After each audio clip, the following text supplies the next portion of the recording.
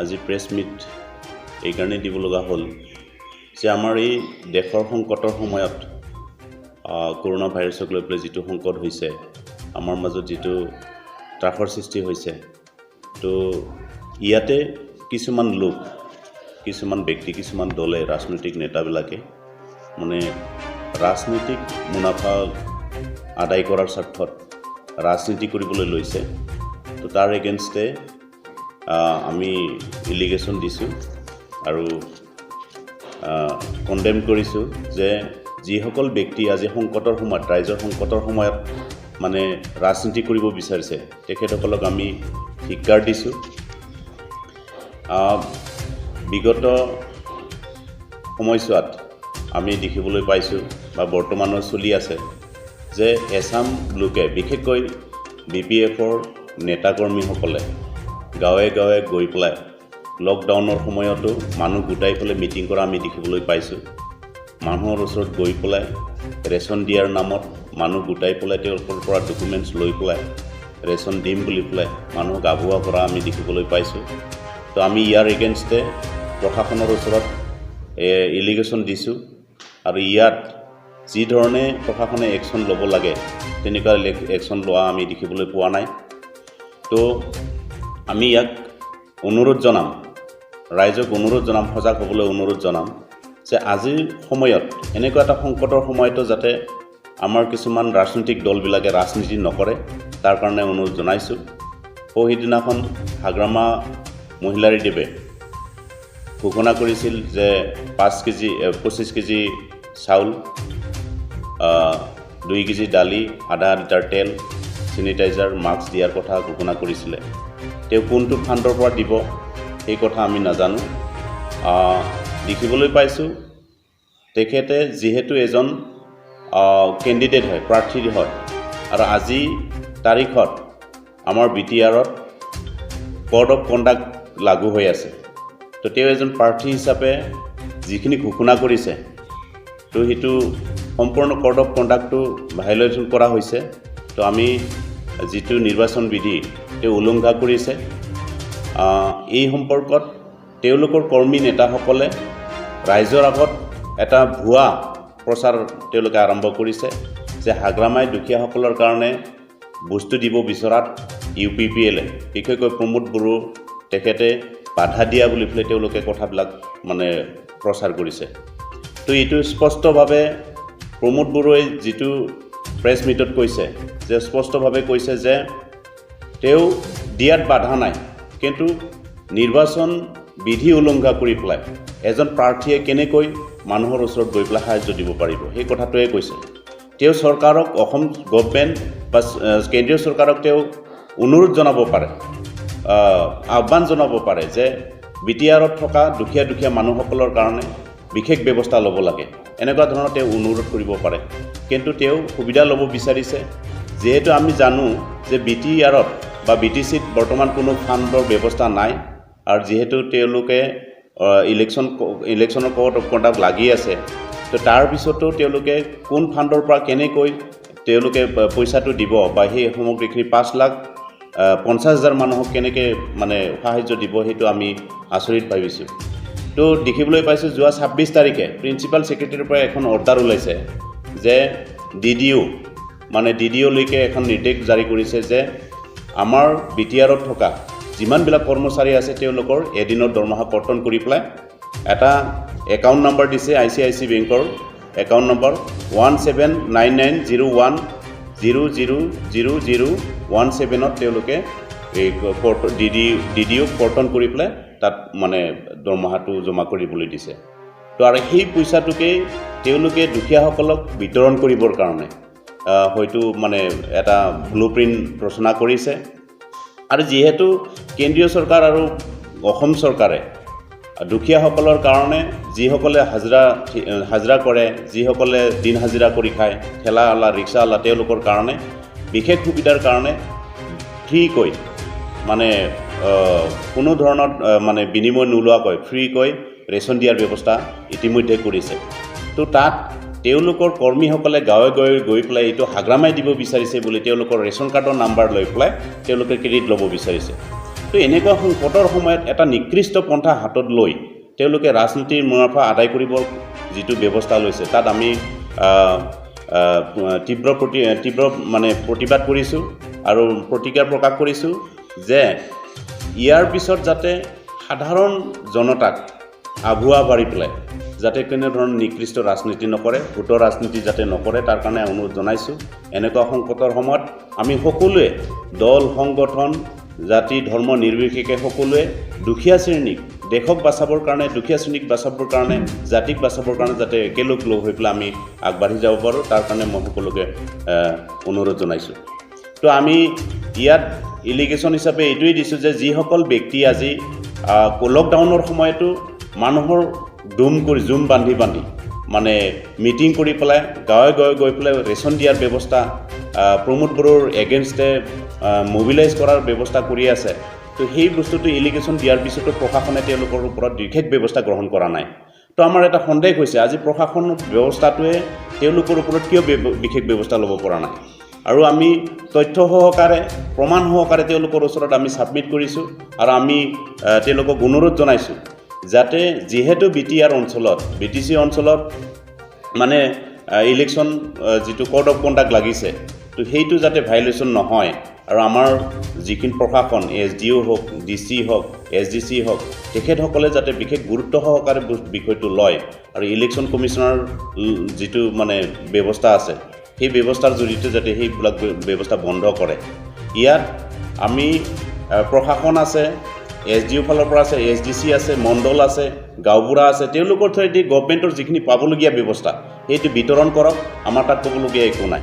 তো আমি যিহেতু দলত আছোঁ, আমি দলেও আমি ৰাজনীতি কৰিবলৈ তেওঁলোকৰ ওচৰত ৰাইজৰ ওচৰত আমি নাযাওঁ বস্তু দিবলৈ, আমি জাষ্ট তেওঁলোকক সহায় হাত আগবঢ়াব পাৰিম যে আপোনালোকৰ খাদ্য সংকট হৈছে যদি আমি প্ৰশাসনৰ ওচৰত চৰকাৰৰ ওচৰত আমি ডিমাণ্ড কৰিব পাৰিম সেই ব্যক্তিসকলক যাতে তেওঁলোকে বিশেষ সুবিধা ব্যৱস্থা কৰি দিয়ে। তো এইটোৱে আমাৰ এটা বিশেষ ক'বলগীয়া কথা। আজি প্ৰমোদ বড়োৱে এটা কথা কৈছিল যে দিয়াত তেওঁৰ কোনো আপত্তি নাই, কিন্তু কোড অফ কণ্ডাক্টটো ভাইলেশ্যন কৰি পেলাই যাতে মানে কামবিলাক নহয় সেই কথাটোহে তেওঁ কৈছে। দিব নালাগে বুলি পেলাই তেওঁ কোনো দিন কোৱা নাই। তো সেই কথাটো স্পষ্ট কৰি দিছোঁ। আজি তেওঁলোকৰ নেতাকৰ্মীসকলে গাঁৱে গাঁৱে গৈ পেলাই দুখীয়াক মানে দিব দিয়া নাই বুলি পেলাই এনেকুৱা ধৰণৰ মানে ভুৱা অপপ্ৰচাৰ চলাইছে, সেইটো ইমিডিয়েট বন্ধ হ'ব লাগে আৰু এই এনে সংকটৰ সময়ত যাতে নিকৃষ্ট ৰাজনীতিকৰণ এই ব্যৱস্থাটো বন্ধ হ'ব লাগে। তো ইয়াৰ পিছত আমি আৰু এটা কথা ক'ব বিচাৰিছোঁ যে গাঁৱে গাঁৱে গৈ পেলাই তেওঁলোকৰ কৰ্মীসকলে যিটো ৰেচন কাৰ্ডৰ নাম্বাৰ আৰু ৰেচন কাৰ্ড সংগ্ৰহ কৰি মানুহক আমি মানে ৰেচনটো আমাৰ BPFৰ পৰা দিব বুলি পেলাই তেওঁলোকে যিটো আভুৱা মানে প্ৰচাৰ চলাইছে, আজিলৈকে 1 কেজি চাউল তেওঁলোকে দিবলৈ সক্ষম হোৱা নাই। আৰু আজিৰ তাৰিখত একটা নিকৃষ্ট এটা পন্থা হাতত লৈছে। খৈৰাবাৰী পৰিষদীয় সমষ্টিৰ অন্তৰ্গত যিটো গপচাচুবা VCDC, এই গপচাচুবা VCDCত যোৱাকালি এটা ঘটনা হৈ গৈছে। এতিয়াও তেওঁলোকে মানুহৰ ওচৰত গৈ পেলাই কম্বল বিতৰণ কৰিছে। তেওঁলোকৰ BPFৰ কৰ্মীবিলাকে কম্বল বিতৰণ কৰিছে, টিংপাত বিতৰণ কৰিছে। ইয়াৰ তথ্য আমাৰ হাতত আছে আৰু আমি কালি SDO চিভিল আৰু পুলিচ প্ৰশাসনক জনোৱাৰ পিছত তেওঁলোকৰ তাত মানে গৈ পেলাই বস্তুখিনি মানে হস্তগত কৰিছে আৰু সেই বস্তুখিনি আজি থানাত আনিছে। কিন্তু আজিলৈকে সেই মানুহখিনিৰ ওপৰত বিশেষ কি ব্যৱস্থা ল'ব আমি সন্দেহ লাগিছে যে তেওঁলোকক যাতে বিহিত ব্যৱস্থা লয়। যিসকল ব্যক্তিয়ে আজি মানে কম্বল বিতৰণ কৰিছে, বস্তু বিতৰণ কৰিছে, ৰাতি গৈ পেলাই মানুহক জমকুৱাই পেলাই, তো সেই বিধিবিলাক যাতে উলংঘন নহয় আৰু যাতে কোড অফ কণ্ডাক্টটো সকলোৱে মানি চলে তাৰ কাৰণে আমি চৰকাৰৰ ওচৰত অনুৰোধ জনাইছোঁ যাতে তেওঁলোকে হেৰি কৰে। আৰু আমি দেখিবলৈ পাইছোঁ যে আজি গভৰ্ণমেণ্টে বিশেষকৈ ওদালগুৰিৰ PDA প্ৰজেক্ট ডিৰেক্টৰে কি ভিত্তিত বৰ্তমান BPFৰ চৰকাৰত থকা VCDCবিলাকৰ চেয়াৰমেনবিলাকক মানে গাঁৱে গাঁৱে গৈ পেলাই মানে কিছুমান ব্যৱস্থা কৰিবৰ কাৰণে অৰ্ডাৰ মানে ওলাই দিছে। তো সেইটো কি ভিত্তিত তেওঁলোকে কৈছে নাজানো, কাৰণ যিহেতু যিসকল ব্যক্তি VCDCত আছে তেওঁলোকে সম্পূৰ্ণ এজন পাৰ্টিৰ মানে BPF দলৰ কৰ্মী হয়। আৰু সেই BPFৰ নেতাকৰ্মীবিলাকক কি ভিত্তিত মানে কোড অফ কণ্ডাক্ট লাগি থকা সময়তো এজন অফিচাৰে তেওঁলোকক মানে বস্তু বিতৰণ কৰিবৰ কাৰণে অৰ্ডাৰ দিব পাৰে এইটো আমি আচৰিত পাইছোঁ গতিকে এইটো বন্ধ হ'ব লাগে ইয়াত যিহেতু প্ৰশাসন আছে SDC আছে SDO আছে মণ্ডল আছে গাঁওবুঢ়া আছে তেওঁলোকক লৈ পেলাই কামখিনি তেওঁলোকে কৰক পুলিচ প্ৰশাসন আছে তেওঁলোকক লৈ পেলাই কামখিনি কৰিব তেওঁলোকে পাৰে তো ইয়াত এটা আমি বায়াস হৈ পেলাই চলাৰ অফিচাৰবিলাকে চলাৰ এটা আমি গোন্ধ পাইছোঁ যাতে সেইটো বন্ধ হ'ব লাগে ভৱিষ্যতে কোনো ধৰণৰ প্ৰশাসনীয় যিখিনি অফিচাৰ্ছ আছে প্ৰশাসনীয় ব্যৱস্থা আছে সেই বস্তুটো যাতে মানে কোনোবা দল বা সংগঠনৰ লগত যাতে বায়াস হৈ নচলে তাৰ কাৰণে আমি অনুৰোধ জনাইছোঁ আৰু ভৱিষ্যতে আমি যিবিলাক ইলিগেশ্যন দিম তথ্য সহকাৰে তেওঁলোকক দিছোঁ তেওঁলোকৰ ওপৰত যাতে বিশেষ ব্যৱস্থা গ্ৰহণ কৰে তাৰ কাৰণে আমি তেখেতসকলক আহ্বান জনাইছোঁ তো ইয়াৰ পিছত আমি আৰু এটা কথা ক'ব বিচাৰিছোঁ যে যিহেতু আমাৰ কৰ্মচাৰীসকলৰ পৰা এদিনৰ দৰমহা তেওঁলোকে কাটিবৰ কাৰণে অৰ্ডাৰ দিছে তো ইয়াৰ আগতে ষ্টেট গভৰ্ণমেণ্টৰ লগত কৰ্মচাৰী পৰিষদৰ এটা আলোচনা মৰ্মে আমাৰ দৰমহাৰ পৰা 20% কৰ্তন কৰাৰ এটা সিদ্ধান্ত লোৱা হৈছে আৰু এই 20% কৰ্তন কৰাৰ পিছত সংকটৰ সময়ৰ কাৰণে গভৰ্ণমেণ্টে অনুৰোধ জনাইছে আৰু সেই অনুৰোধ মৰ্মে আলোচনা মৰ্মে 20% কৰ্তন কৰাটো আমাৰ কৰ্মচাৰী পৰিষদটো মান্তি হৈছে আৰু সেই বস্তুটো উইথ ইণ্টাৰেষ্ট মানে আমাৰ যিটো মানে কৰোনা ভাইৰাছৰ যিটো মানে লকডাউন মানে শেষ হোৱাৰ পিছত নেক্সট মাহত মানে উইথ ইণ্টাৰেষ্ট তেওঁলোকে আমাক মানে ৰিটাৰ্ণ দিয়াৰ এটা মানে সেই পইচাখিনি ৰিটাৰ্ণ দিয়াৰ বাবে দৰমহাৰ যিখিনি কৰ্তন কৰিব সেইখিনি ৰিটাৰ্ণ দিয়াৰ এটা প্ৰতিশ্ৰুতি প্ৰদান কৰিছে আৰু সেইটো আমি মানি লৈছোঁ তাৰ পিছতো মানে BTC গভৰ্ণমেণ্টৰ বা BTCৰ প্ৰিন্সিপাল ছেক্ৰেটাৰীয়ে তেওঁলোকৰ চিফ ৰিলিফ ফাণ্ড বুলি পেলাই এটা ফাণ্ডত ICICI বেংকৰ যিটো একাউণ্ট নাম্বাৰ তাত মানে একদিনৰ দৰমহা সোমাব দিয়া কথাটো আমি সন্দেহ প্ৰকাশ কৰিছোঁ ইয়াত নিশ্চয় ৰহস্য থাকিব পাৰে এইটো যাতে তদন্ত হয় আৰু এইটো যাতে ইলিগেল নহয় তাৰ কাৰণে আমি অনুৰোধ জনাইছোঁ আজি মই বিশেষ গুৰুত্বপূৰ্ণ কথা লৈ পেলাই মই এই প্ৰেছ মিটিং কৰিছোঁ যাই হওক আজি ভাৰতবৰ্ষ তথা গোটেই দুনিয়াত যিটো কৰোনা ভাইৰাছ লৈ পেলাই আমাৰ ভাৰতবৰ্ষত তথা অসমত লকডাউনৰ যিটো স্থিতি আজি মই কিছুমান কথা লৈ পেলাই মই ফেচবুক বা সাংবাদিকসকলক বা গোটেই অসমবাসী ৰাইজক তথা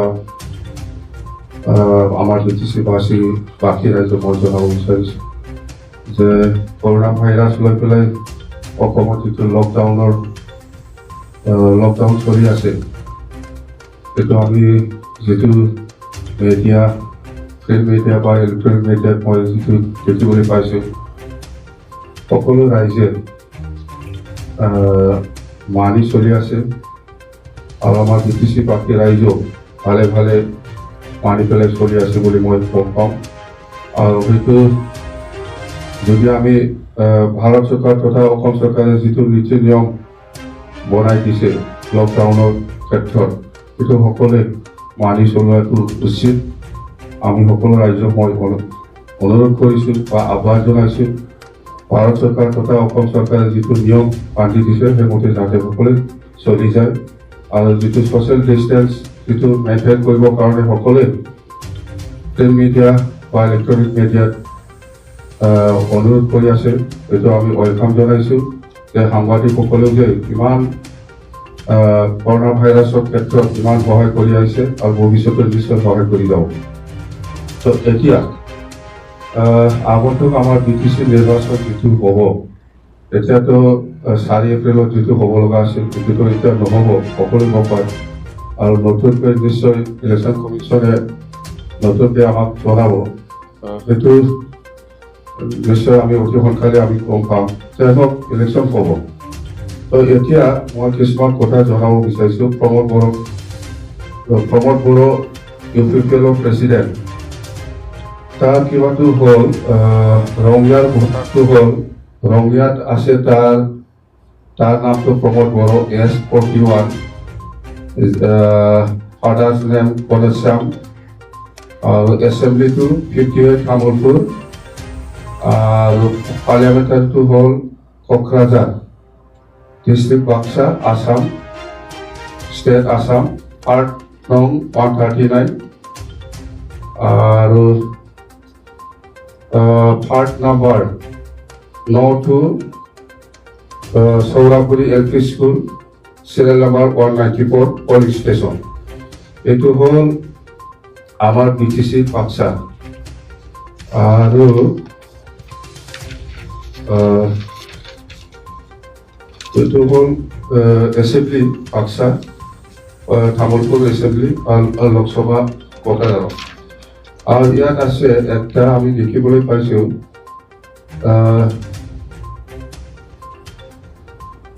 লাষ্ট MP ইলেকশ্যনত তাৰ পলিং ষ্টেচনটো আছে 2 number Chouraguri LP school polling station 23/04/2019 তাৰমানে লাষ্ট MP ইলেকশ্যনত সি আমাৰ কোকৰাঝাৰ লোকসভা সমষ্টিত ভোট দিছে না দিয়া নাই মই নাজানো কিন্তু ইলেকশ্যন ভোটাৰৰ নাম আছিল এইটো আপোনালোকে ডিটেইলছ পাব আৰু আমি আজি আপ টু ডেট ওলাইছে তাৰ নামটো কোকৰাঝাৰ লোকসভা তাৰমানে তামুলপুৰ এছেম্বলি সমষ্টিত তাৰ কিবাটো আজি হ'ল 31 তাৰিখ 03/2020 till মানে 2টালৈকে আজি 2টা বজাত আমি ফিল আপ কৰিছোঁ আছে কি কোকৰাঝাৰ লোকসভাৰ বা আমাৰ BTC বা তামুলপুৰৰ ভোটাৰ হিচাপে এতিয়া আমি ওলাম ৰঙিয়াতো ওলাম আমি নেম প্ৰমোদ বড়ো S44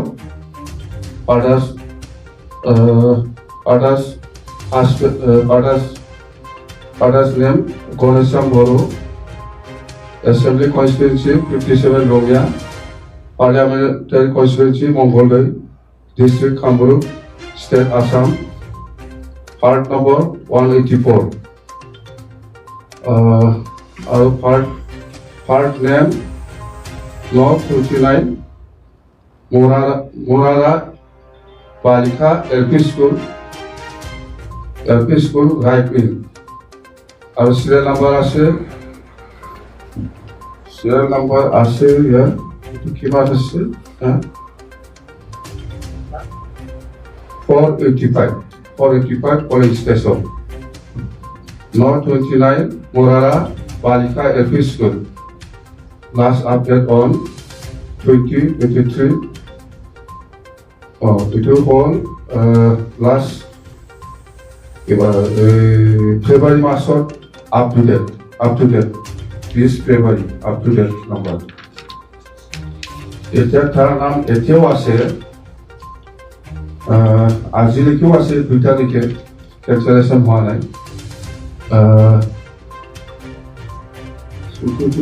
মুঠতে তাৰ কিবাটো আজিলৈকে আছে জাষ্ট 2টা সময়লৈকে মানে 3/31/20 আজি ডেটলৈকে তাৰ ইলেক্টৰেল ৰলত মংগলদৈ সমষ্টি বা ৰঙিয়া সমষ্টিত নাম আছে অৰ্থাৎ আপ টু ডেট 2টা সময়ত আমি ফিল আপ কৰিছোঁ এইটো পাইছোঁ তাৰমানে তাৰ কিবাটো 2টা আছে এতিয়াও আমাৰ প্ৰশ্নটো হ'ল আমি জানিব লাগিব ইলেকশ্যন কমিশ্যনৰ পৰা যে সঁচাকৈ এজন মানুহে 2টা ভোটাৰ থাকিব পাৰে নেকি এইফালে ৰঙিয়াত একটা আৰু এইফালে তামুলপুৰত একটা ৰঙিয়াটো মোৰাৰা LP স্কুল এইফালেটো চৌৰাগুৰি ভোট কেন্দ্ৰ BTC পাৰ্টটো তো মোৰ হিচাপত এটাটো কেঞ্চেল কৰিব লাগিছিল যিহেতু আমাৰ BTC অঞ্চলতো তামুলপুৰৰ এটা ভোটাৰ হিচাপে আছে সি তামুলপুৰ সমষ্টিত এটা ভোটাৰ হিচাপে আছে এই হিচাপত যেতিয়ালৈকে নমিনেশ্যন দিছে আজিৰ ডেটত মই যিখিনি আপ টু ডেট লৈছে প্ৰমোদ বড়ো ডাঙৰীয়াই ৰঙিয়াৰ যিটো ভোটাৰ এইটো কেঞ্চেল কৰা নাই, এছএটিছ আছে। তো মোৰ হিচাপত ৰঙিয়াটো কেঞ্চেল কৰি পেলাই সি যেতিয়া নমিনেশ্যন দিছিলে তামোলপুৰত কৈবাৰীত, সেই সময়ত এই কেঞ্চেলেশ্যন পেপাৰটো একেলগে ছাবমিট দিব লাগিছিল, কিন্তু আমি দেখিবলৈ পোৱা নাই। ৰঙিয়াৰ যিটো ভোটাৰ লিষ্ট ইয়াত আজিলৈকে মই দেখিবলৈ পাইছোঁ, বা সেই ভোটাৰ লিষ্টত এতিয়াও নাম আছে। তো কথা সেইটোৱে, মোৰ হিচাপত এতিয়া সেই আইনগতভাৱে দুটা ভোটাৰ যদি থাকে, আইনগতভাৱে কি শাস্তি পাব লাগে এইটো আমি অহাকালি আমি কমপ্লেইন কৰিম ইলেকশ্যন কমিশ্যনলৈকে, আৰু নিশ্চয় ইলেকশ্যন কমিশ্যনাৰে আইনগতভাৱে নিশ্চয় তাক শাস্তি দিব। এইখিনি কথা। দুটা জাগাত এজন মানুহে ভোটাৰ হিচাপে থাকিব নোৱাৰে, এইটো আইনত নাই। এইটো নিশ্চয় মানে কৰ্টুইটি কেছত ফাঁচিব লাগে। এইখিনি কথা আমি আইনগতভাৱে অহাকালি এইটো আমি কমপ্লেইন কৰিম ইলেকশ্যন কমিশ্যনাৰলৈকে, যে প্ৰমোদ বড়ো ডাঙৰীয়াৰ যিটো ভোটাৰ এইটো ৰঙিয়াতো আছে আৰু আমাৰ তামোলপুৰতো আছে। যদি ৰঙিয়াটো কেঞ্চেল কৰি পেলাই যেতিয়া নমিনেশ্যন দিছিলে সি, এই নমিনেশ্যন দিয়া সময়ত প্ৰমোদ বড়োই যে ৰঙিয়াৰ ভোটাৰ লিষ্টটো কাটি দিছে, কেঞ্চেল কৰিছে, এইটো এফিডেভিট নমিনেশ্যন দিয়া সময়ত থাকিব লাগিছিল, কিন্তু আমি দেখিবলৈ পোৱা নাই। এইকাৰণে মই আজি অসমবাসী ৰাইজক বা BTC বাকী ৰাইজক এই কথাটো জনাইছোঁ যে আইনগতভাৱে প্ৰমোদ বড়োৱে মুঠতে শাস্তি পাব লাগে, আৰু এজন মানুহে কোনো দুটা ভোট কেন্দ্ৰক ভোটাৰ হিচাপে থাকিব নোৱাৰে। এইখিনি কথা। Thank you. এতিয়া আপোনালোকে সেইটো ডকুমেণ্টটো মোবাইলত কিবা কৰি পেলাই লৈ যাব পাৰিব, ভালকৈ চাব পাৰিব। মোবাইলত আপোনালোকে ফটো মাৰি লৈ যাব পাৰিব। এটা হ'ল BTC ভিতৰত, এটা হ'ল কামৰূপ বা ৰঙিয়াৰ। সেইখিনি কথা। Thank U.